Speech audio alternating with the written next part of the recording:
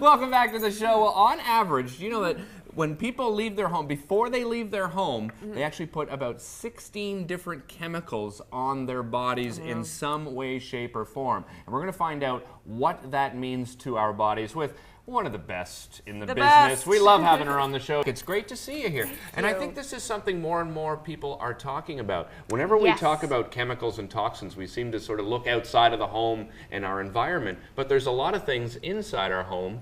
Tell us why they're dangerous, first of all. Sure. Well, the big thing is our skin is our largest organ of elimination and of absorption. So anything that we apply that touches ourselves or that comes off of our clothing and then permeates throughout our skin throughout the day has a cumulative effect. And in terms of quantity, you know, the quantity of these preservatives, additives, chemicals are very small, but over time they build up. Okay. Right. So that's the big issue. So, okay, say we're using things that are not good for us. I mean, I did the count like Derek was talking about one day, and I was really surprised at how many products, well, from when we get up until we go to work or whatever, there's a lot, right? Yeah. And you're talking about shampoos and everything. Yes. So let's talk about symptoms of, say, that we're starting to experience the effects of this. Okay. Well, the most common would be fatigue. The second would be headaches, lethargy, joint aches, digestive symptoms, really a whole cascade of generalized symptoms. Okay. Yeah. It seems connected because it seems like always they have the same background, right? Yes. Right. You know, like even when we've talked about hormones and all that, is there a connection between these as well? Yes. Well, relative to hormones, again, the liver is our organ that breaks down and eliminates everything, and our hormones are conjugated and broken down in our liver. So let's use cosmetics as an example, okay? For women, what types of chemicals and toxins can you find in the average cosmetic?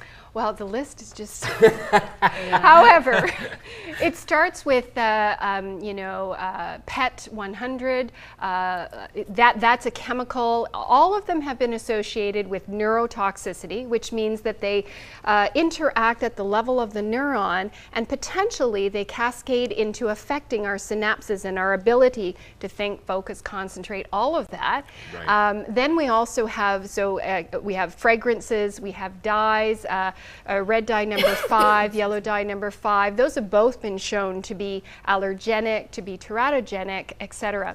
So we're really asking for full disclosure. We're asking companies to start putting the name of the ingredients on the products. And a great website is cosmeticsdatabase.com. And any product that you're using, you can punch it in there and you can actually see if there are any ingredients that are of concern. So is this something we should be pressuring our government to say, hey, you know what, if you're going to make a product, you've got to have every single thing listed on there? Yes, exactly. I mean, some of the companies are concerned about their individuality and their product, etc. They don't have to put the ratios, but at least we know what's in there. Okay. Yeah. Next off is how much, I mean, because we all do it, right? When should we start to be concerned? Like, I mean, if somebody at home is thinking, gosh, I use this stuff every single day, what am I doing to myself? Well, I would recommend for people to start looking at the simple things, the shampoos. So I would, after today's discussion, I'd walk away and choose 2 things that you're going to think about changing that resonate with you. Okay. Because we don't want to go overboard. I mean, there's lots of things. Good guideline for sure. So what I would encourage people to think about is, let's just start very simplistically. Let's start with shampoos. You mentioned that. So a really simple thing that you can do is you can actually take plain baking soda and 2 tablespoons of baking soda to 1 teaspoon of water, make a paste. And that's how I washed my hair this morning. So basically, Wow. You basically, I had to try it. Yeah, of course. So basically you make a paste and you use it in your hair. Now it doesn't lather up like a shampoo, but effectively baking soda is one of the most effective cleaners. So it works really well. And the idea is maybe I'm going to use this 2 out of 3 days, and then the 3rd day I'm going to use some natural shampoo. Yeah, that's good. Now as a conditioner,